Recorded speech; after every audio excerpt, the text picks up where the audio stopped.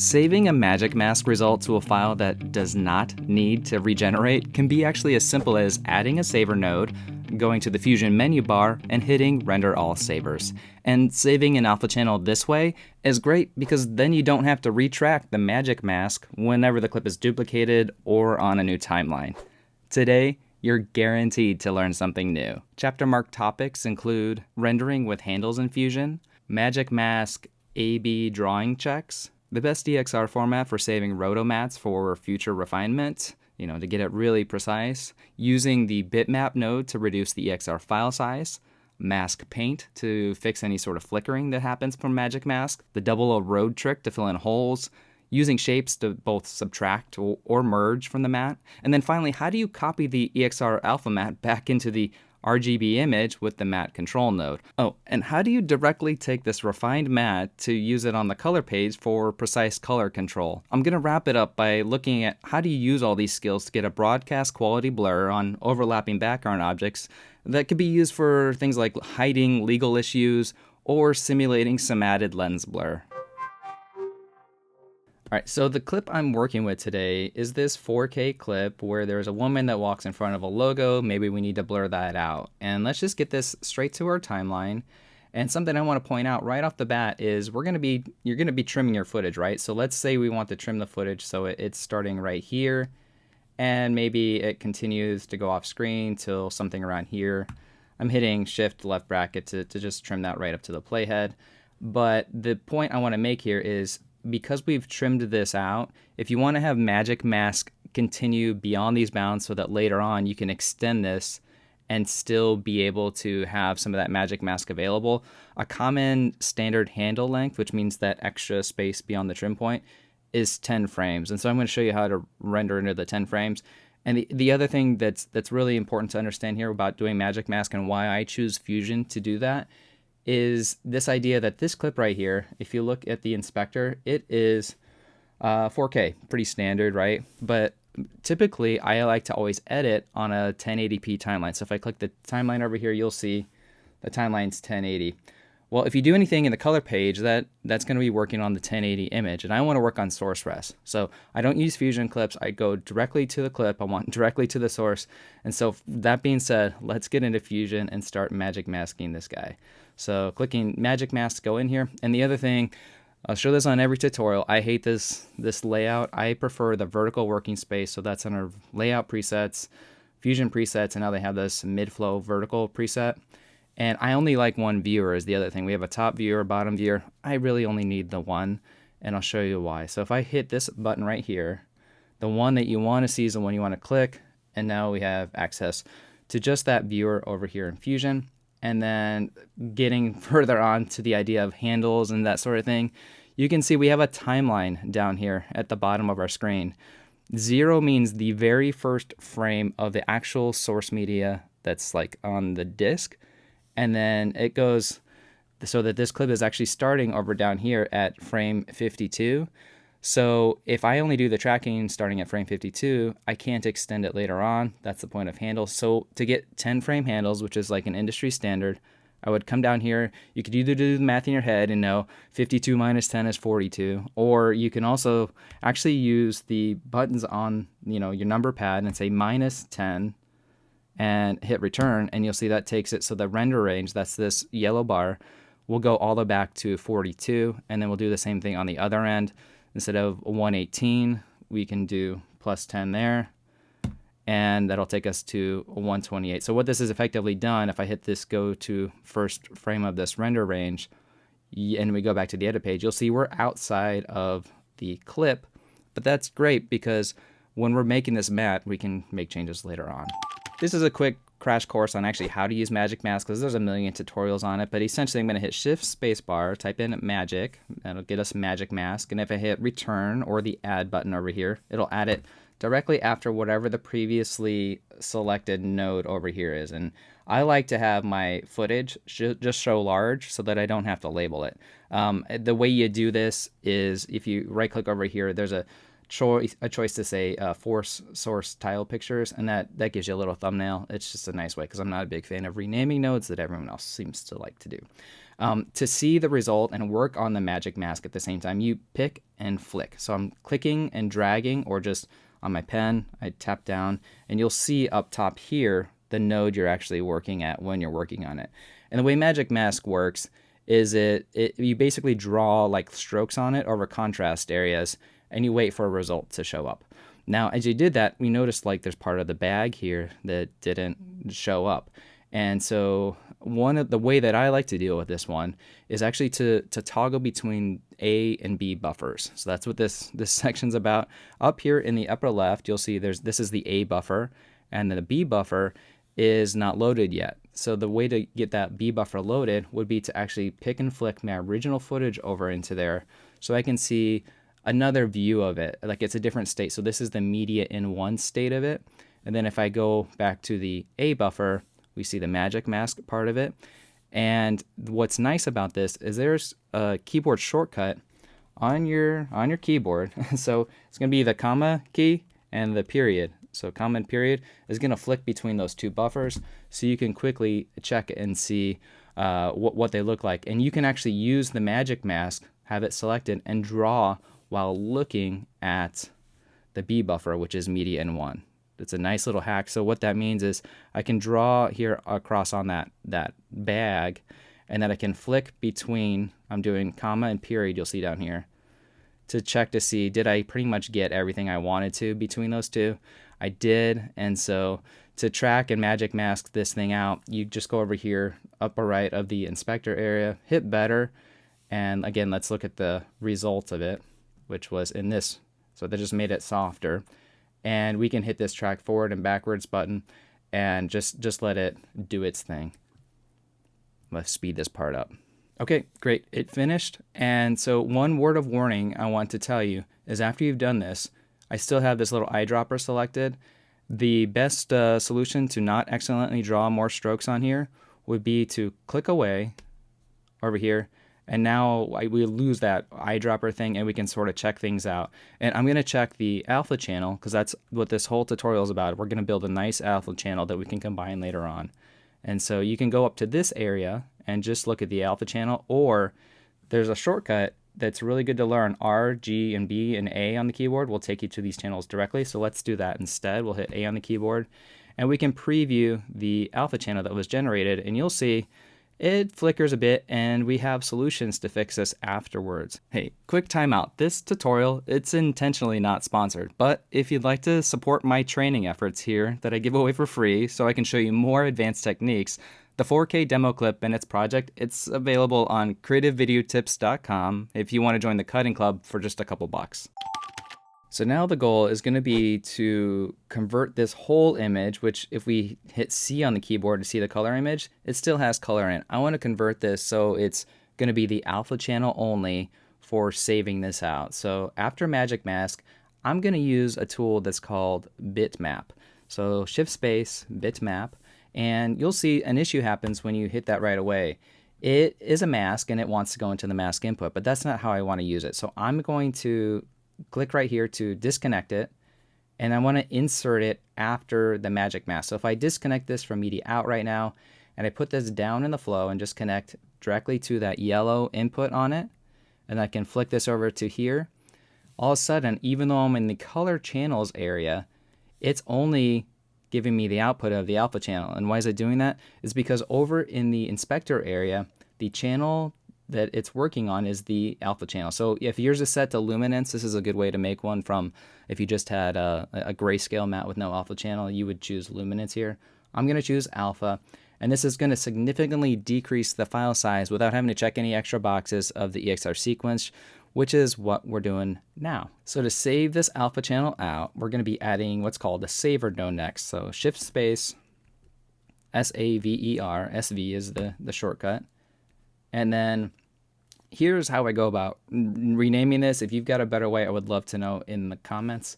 But I'm clicking on Media in 1 to pull the name of the shot. It's called Shot 10 Magic 709 because it already has a grade on it. Another good point here, this footage was already sort of pre-graded. You don't want to do Magic Mask on log footage or your flat footage. It definitely gives you better results if there's actual saturation and contrast in it. Okay, so I've got that clip name up here selected, and not fully, I guess. I should select all of it. And I'm going to hit Command C to copy the name. And then the saver node's going to need a couple things. One, it's going to need a file name to write it to. And the reason I copied that was because I wanted to keep the same name with some slight modifications. So I've got a folder where I'm keeping the assets for this job. It's an EXR sequence, which means it's a folder full of still images. So I'm making a new folder here. And if you go to just hit Command V, at least on a Mac, you can't do that. But what you can do is hit Control Paste, and then you can paste the name of that shot in there. We don't want it to be exactly the same. We want to call this Roto, and always version your stuff. So we'll do VO1, and we'll use that. Also copy that as well, which it apparently doesn't like you to do. So we'll hit Copy, and we'll hit Create. This is going to make a folder to put this in. So I'm going to make sure that folder is selected. And then to actually save the file names, here's what we're also going to do. I'm going to go in here. I'm going to delete whatever was there existing from the last one. I'm going to paste, right click. There we go. And then this is just to make it Maya compatible and how I've always done this. I'm going to do 2 periods, ... EXR. And what this allows it to do is make sure there's no other numbers other than your version number. This is going to put the frame number from down here so that it can be realigned with the footage at any time. Okay, so ... EXR, and we'll hit save, and it hasn't saved anything yet. The next thing we need to do is set up our file format for how we want this to render out. So in the inspector, you go to Format, and the default is zip 16 lines. Zip 16 lines is not necessary for AlphaMat. In fact, the one I like to use is the smallest default that's built in. It's a DreamWorks animation, DWA 256 lines, and this is about the equivalent of ProRes 4x4 render. To render it out, you just go to Fusion, Render All Savers, and you can see it's going to render that out and bake it as a EXR file that has all of that transparency information built right in. So we'll take a look at the Finder, and I can verify if I open up this folder, you'll see a whole list of sequences of files that I made, and they're all, if I go into here, they all have, if I sort by, they start with the frame number that existed on the source footage. So frame 42 was the first one, and we're in luck down here because it's frame 42 there. Now to load it back in, it's pretty simple, but there is a gotcha, and so pay attention to this part. We're going to use what's called a loader node, okay? So the loader node, shift space, LD, it already knows that I just saved in this comp, which is great. It took me directly to that location. It's going to take your last saver. You choose the first frame in the whole sequence. You say open. And now if I flick this over here, it looks like we have a problem. There's no footage. It's totally gray. Well, the reason why it's gray is because it doesn't exist on the timeline. So if you open up the keyframe editor area, and you'll see there's a misalignment. Like the footage just doesn't exist at the same frame numbers, because this clip right here thinks it should start at frame 0 with the media in 1, but this media in 1, we know it started at frame 42, and it's also baked into the image sequence. The quick fix for this is you select this loader, you go to the global in and out, and you type frame 42, and now look at this. It's ready to go. It's perfectly aligned. The reason this is red down here for media out is because it's not connected. We will get to that later. But now we have a mat that's ready to go, and you know how to realign it so that the media in 1 here, which was frame 42, aligns with the loader that's also frame 42. So now let's take a look at Mask Paint to fix frames on a frame-by-frame basis, because this flickering seems to happen sometimes on a frame-by-frame basis, to clean this up a little bit further. So we're looking at the EXR rendered sequence. We actually don't need, over here in the flow, we don't need this magic mask, bitmap, the saver over there anymore. I want to tell you one thing. This saver here, if you were to do a second version of it, you know there's the Fusion render all savers. That actually renders all savers that are turned on. So if you need to render a version 2 of a saver, you just go over here and you turn it off. Command P turns nodes off in Fusion, or this button right here. So if I wanted to do another saver off of there, that's how you would get a different result from a different magic mask. Like you can use negative strokes and stuff like that. So Mask Paint is a special paint tool that just works with black and white alpha channels. And we load it up by just typing Mask Paint. And I had nothing selected, so what it did is it dropped it exactly where I clicked over here in the flow. So if you want to tell it, hey, I want this to go in a specific place, click there in the flow first. And so how do we get Mask Paint working with this alpha channel? Well, the first thing I need to do is get a mask out of this, because Mask Paint needs to be connected to a mask. And I know that's confusing, but here's how the setup works. You're going to add another bitmap, okay? Bitmap is an incredible tool to make masks of things. So I'm going to take the original, this is the EXR sequence, and I'm going to go into the yellow input of bitmap. And so this gives us sort of our initial result of the mask. And then I'm going to refine it further down this stream here by adding more masks to it. I'm going to take the bitmap and plug that into Mask Paint. That's how that works. And then I want to see the result of the Mask Paint in the window. So I pick and flick that over here. You can see up at the top we have Mask Paint.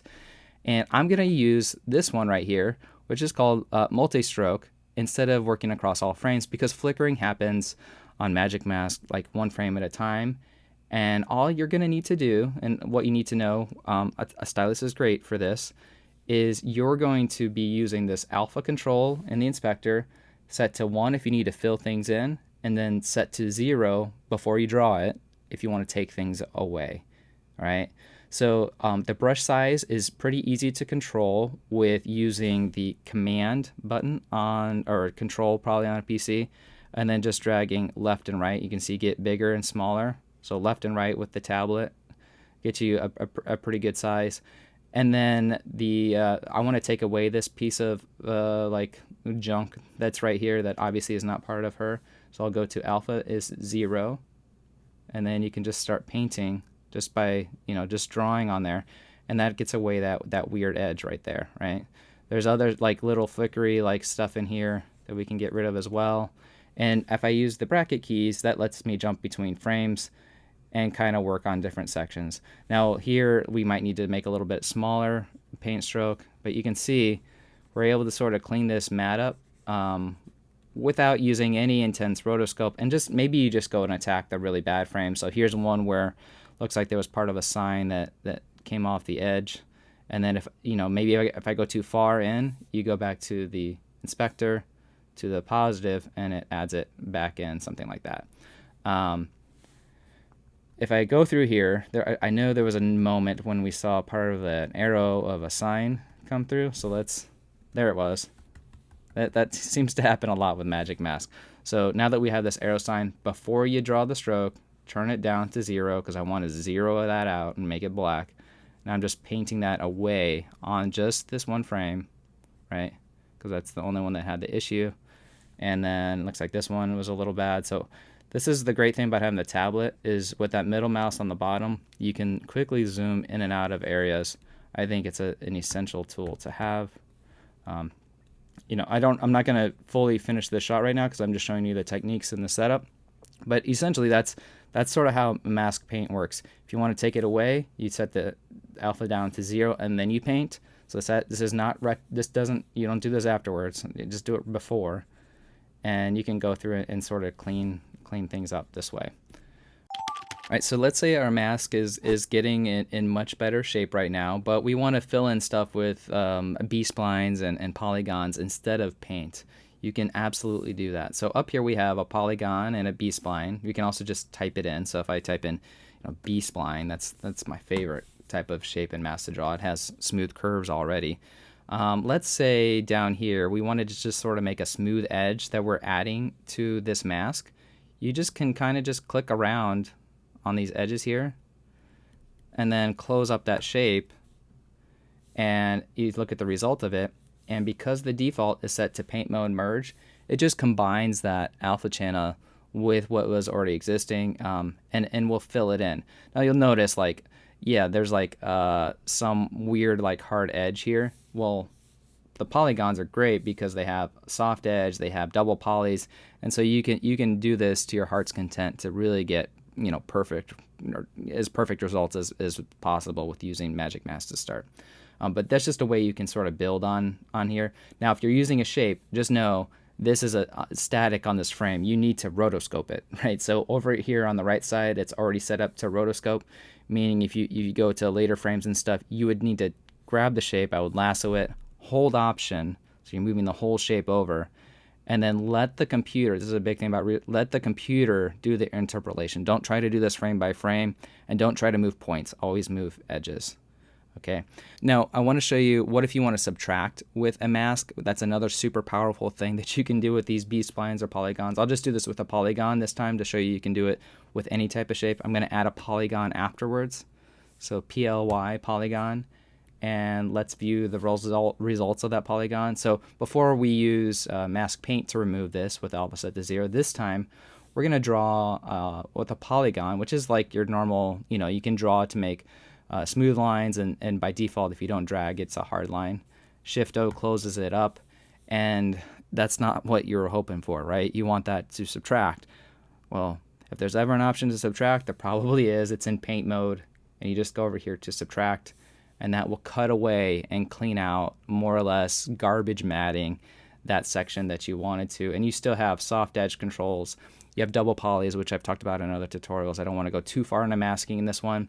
Just know you have all these options to sort of build up a nice cleaned up mask using just mask paint, frame by frame, or B-splines, polygons using rotoscoping techniques. So like obviously if we move it here, this whole shape needs to move over. I would lasso select it all, hold Option, and then move it to whatever parts you need to remove. Okay, so removing, you use Subtract. If you want to add stuff and fill holes like a solid mat, a holdout mat, use Merge. And then we've already talked about mask paint. Let's say we want to just kind of we have some random holes and we want to fill them all in. There's an old school trick that uses filtering, and that's using 2 Erode dilates in a row. And let me just show you how that would work. So Erode dilate's going to like pull in on pixels and expand them out. So I'm adding shift space for Erode dilate. It's another node that's super, super useful. Let's take a look at the results of this. And we're not actually seeing anything. This is kind of like when we added bitmap before. There is a mask input for this, but I don't want to use the mask input. I want to use this yellow input for Erode dilate. Okay, hopefully this flow is clear and you're able to copy and paste and reproduce this. What we're going to do is we're going to shrink in the amount. Now, if you hold down Command, you get real fine increments. If you ever need to like really refine stuff, but the idea is if you pull this down, it chokes in the whole alpha channel that this is working on. And then if you take it and then let's say we want to pull it down pretty drastic just so you can see a big difference, see how it's getting smaller and smaller.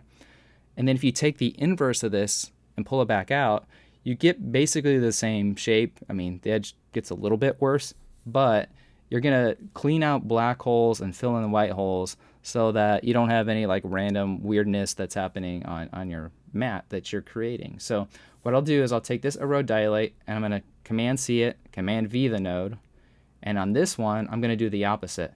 Well, because this one was set to -0.27 whatever, this one I'm going to go over here and just remove this. I'm just going to change this one to be positive. And so the result here is it's coming back out, but this time the holes have been filled.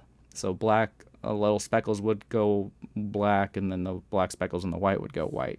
So if you look at this result here versus this result, it just takes, again, look at the edges there, edges here. It just fills things in a little bit better. You could use this for any sort of Luma mats, and the reason we're seeing that hole there is because of these, these polygons I didn't rotoscope and track in. But Erode dilates 2 in a row is really useful. And if you ever want to see a value of a node before you go to the next one, you hit this little pin button, and that makes it so that that version of that node, Erode dilate 1, is still visible down here while I work with this one over here. You can tie it with expressions, but it's simple enough to just know if one's negative, do the same amount positive on the other side. Now what I'd like to do is show you how I actually use the matte control node, which is the way you really should be copying your alpha channels back into your footage anytime you're using rotoscoping. So we have original footage over here, and we need to see the color version of it by hitting C. And to apply this alpha channel that we cleaned up, you're going to add matte control, M-A-T. That gives us a matte control, and that's not how I want to apply it. What I want to do is I'm going to take the original footage and put this into the background input of matte control, and then I'm going to use the alpha channel, and the alpha channel is not going to go where a lot of people will suggest putting it. I'm going to put it in the green foreground, not the garbage matte. And the first time you do this, this is not going to be your result, because what happens when you load matte control and start using it the first time, this is set to combine none. Now, if you're coming from Nuke and you want to copy an alpha channel, and this is the way I would suggest doing it. Use this setup where you're going to the green foreground, say combine alpha, and then you will also have to, down here at the bottom, say pulse multiply image. This actually applies the matte. It multiplies the black levels times the color value, so if it was black in the alpha, it's 0. Right? Makes sense. The reason this is a great way to apply a matte is because you have all these other controls here, like blur, which work on these edge pixels. So if you need to like pull the matte in further later on with contract, expand, you can do that to get a really nice blend and make it seamless into your composite, as well as there's a gamma correction here as well.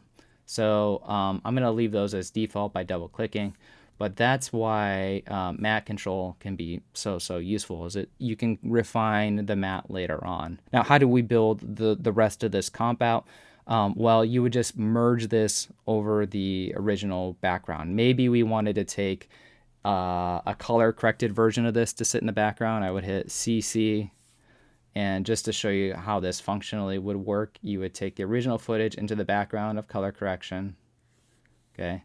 Let's say we want to make this whole thing green, some stupid tint like this or something, and we wanted to put her that was not green back on top.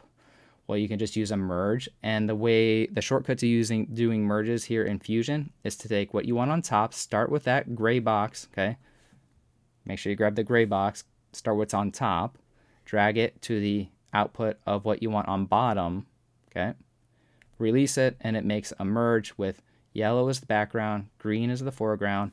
If we take a look at here, we've just pasted this cutout, this copy of it, on top. One thing that I see a lot of students that are coming from After Effects and layer-based programs is they'll be tempted to take this media in one here, copy it, and then paste it somewhere else in their flow for every time they want to have a different element pasted back on top. I would suggest you don't do that because it's bad for processing. The joy of nodes is you can see here, we have multiple outputs taking off this original footage, and you don't want to mask the original footage because as soon as you put something into this blue input here, you can't get it back. So it's gone once it's into there. So source footage, just know you can have multiple outputs, sticking it into matte controls, whatever you need. Maybe it's a blurred version of the image, which is something we're going to get to very shortly.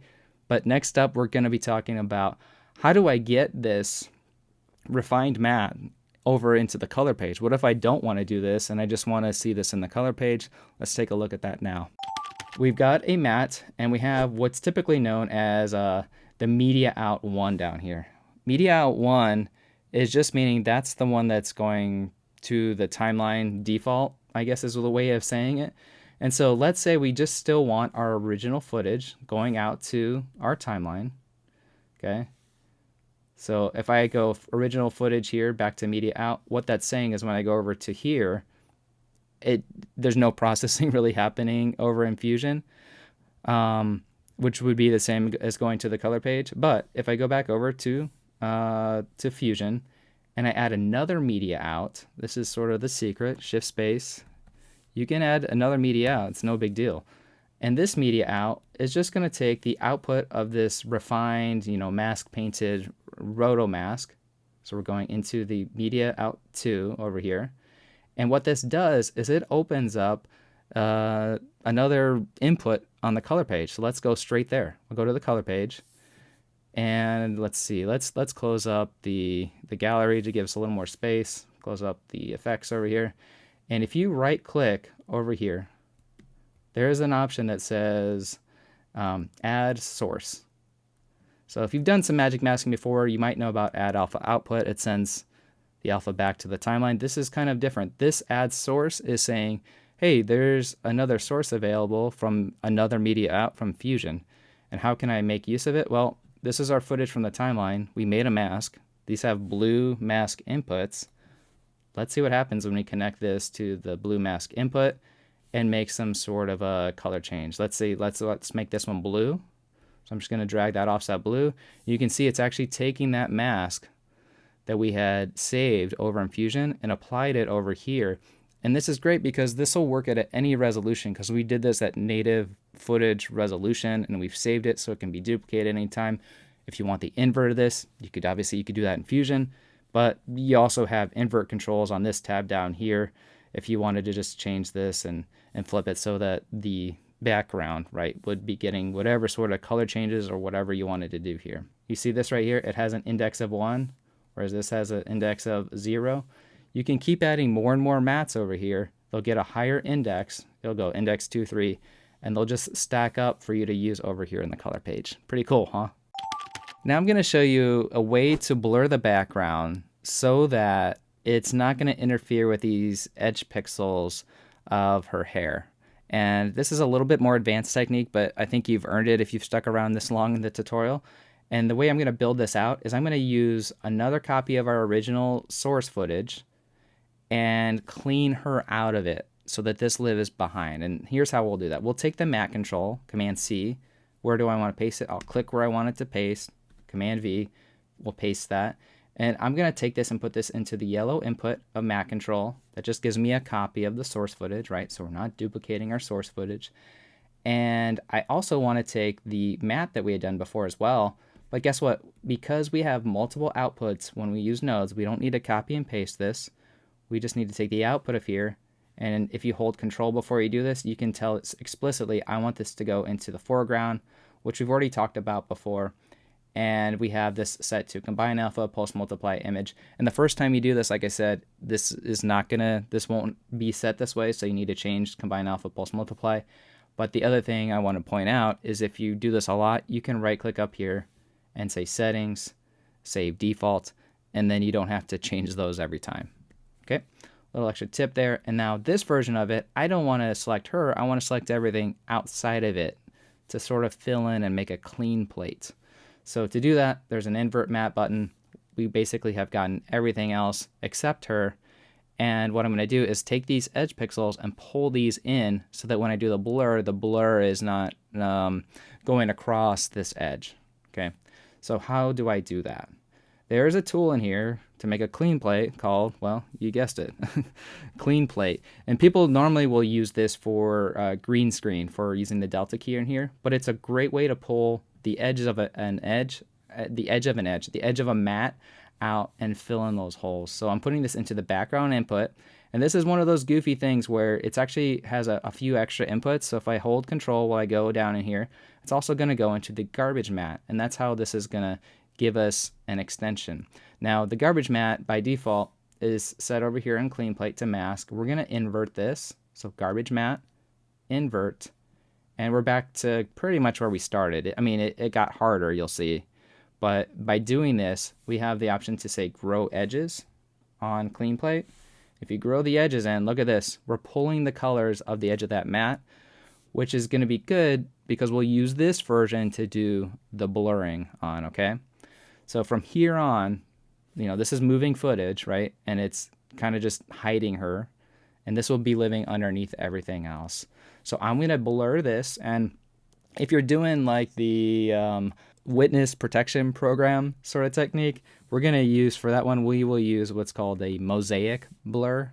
That's like a Resolve effects blur that's built into here. And this gives you those blocks, Now, if I set it right as is, you can still read that it says cat. So I might need to change the pixel frequency to be even larger, and it makes some gnarly sort of squares out of it, which is kind of cool. So this would be our new background, but we only want to apply this where the logo actually is. So this is an instance where I would actually mask off an effect. So this blue right here lets you mask it off. I'm going to give myself more room and just drag these off to the side here so I can get a mask into there. And I can't really see cleanly where that edge is until I pick and flick clean plate over into this window so I can draw a polygon or a B-spline. So we'll just drag a regular old polygon down over here, and I will just click around this area where cat is, and we will do Shift O to close it, and we'll do a super fast, quick rotoscope on this. So I'm dragging here to the edge of my bouncy walking on my way to work in Manhattan. I'm dragging this over here to sort of cover this area here, and then let's go to the other end where it's pretty much, does it go completely off screen? Not quite. So on frame 128, I'm holding Option on the keyboard with all the points selected and just moving it over here. And then if I just wanted to extend this edge, I can deselect by clicking, lasso select that edge, hold Option, and then pull this over, and it gets both those points pulled over. What that'll do is we'll take the mosaic blur. If you plug the mask into the effect mask, which is the blue section there, release it, it has restricted the effect of this mask, which was built on a clean plate, to just that section. Okay. If I've lost anyone, please let me know in the comments. I'm trying to go as slow as possible because I know this is confusing, and with the way the nodes work, I want you to be able to take time, make screenshots so you can recreate this on your own with whatever project that you have. So this now is our new background, and what we need to do is we need to paste her back on top. Okay, so to paste her back on top, what do we use? Well, we use a merge. Now before, I had other stuff over here in this merge as the background. It was the original footage. Instead, if I disconnect that, we could take the output of this mosaic blur, throw that in a merge, and don't cross the wires like I'm doing right now, but you can see we've pasted her back on top. And so there you have it. She will come across. She's pasted back on top of the mosaic blurred background, and nobody's getting in trouble for legal reasons that cat is shown on here. Now, obviously, if you want to adjust stuff, it's really easy to find where effects are when you're working with nodes. You can come down here and say pixel frequency needs to be, bigger so that it's less recognizable. So on this version, we're going to be doing an aesthetic blur instead. So if you want to make a new version in Fusion, you don't have to just delete it or make a new clip. There's a feature built in. If you click on your clips area and you right click down here, you can say create new composition. And as soon as you do that, it basically copies everything into composition 2. And so I'm working on this area now. So I can delete some nodes or something, try a different idea out really pretty easily without having to do anything else. And this is the beauty of using this saved magic mask. I don't have to retrack it because we had this saved as an EXR sequence. So on this version, if I look at the merge, I don't want to do this blocky blur. So I will get rid of the mosaic blur with the polygon. And instead, I want to take our clean plate and I want to do a tilt shift blur to it. So if I just click anywhere down here, that's where it's going to get pasted. I'll hit tilt shift blur. Okay. And from here, I will say, let's go into the input of tilt shift blur. Again, if you want to be explicit to where it's going, hold control, and it's going into, we're calling it source on this one. And if you take a look at the result of it, it's already doing some pretty cool, nice blurs, but it's hard to see what it's actually doing. So there's a depth map preview that you can take a look at here. And the basically it's saying it's going to affect where it's white. So we want to make this, if we look at the original again, we want to make it so it's kind of up in this area. So if I look at this again, this on-screen controls are nice. You can rotate, you can move that area over here. And then all these controls over here, you get the in focus range, the near blur range. So we want to like maybe have the background have more effects, so the background's more white. And then the far blur, a little bit less so. Kind of like that. You can play this with this to your heart's content. If you uncheck that, you can sort of see what it's doing with the blur strength. So you can see the top up there. Now, this is not going to cut out things that are like in the foreground that you would have to paste those again back up on top. And I'm sure you're tired of hearing me talk now. So I just want to kind of give you the idea of how this would work. But this is a way to get, a decent looking a blurry background that actually looks like a real lens by just doing that. And then this will be the background to our comp where we're going to paste her back on top again, going into the background of the merge, and there's our result, right? It's a really nice way to sort of get a stylized blur effect with using tools that you don't even really need in Resolve 19 Studio. So there's a new defocus tool everyone's talking about in the color page. This is the way I would blur stuff. So here is the final result. I'll let that play through right now. And yeah, I think it looks really nice. And the main thing is we're always going to paste a cutout back on top of someone. The big takeaways I want you to know if you're new to Fusion is that you can use multiple outputs off of anything that has like a gray output box. So you don't need to have as many copies as you probably think you need to. And in fact, it's harder on performance if you work that way. So now the beauty of having the versions built right in here to Fusion and Resolve is if I needed to go back to the Mosaic Blur version of this, I can go to Clips, right click and say Composition 1, Load. And I'm not waiting on Magic Mask to have to recalculate or anything else. Or I could go back to the edit page and let's say, well, let's go over here first and we'll get rid of this silly color grade. So we're just looking at the stuff we did in Fusion. And if you know, we wanted to duplicate the clip, look, we don't have to retrack any of this Magic Mask action as she goes back on top of that blur. And we have 10 frames of handles to work with. So if I need to trim this out a little bit further, let's do +10.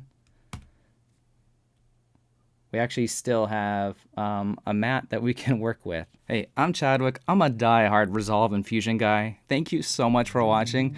And because there's so much more to learn, I'll see you in the next video.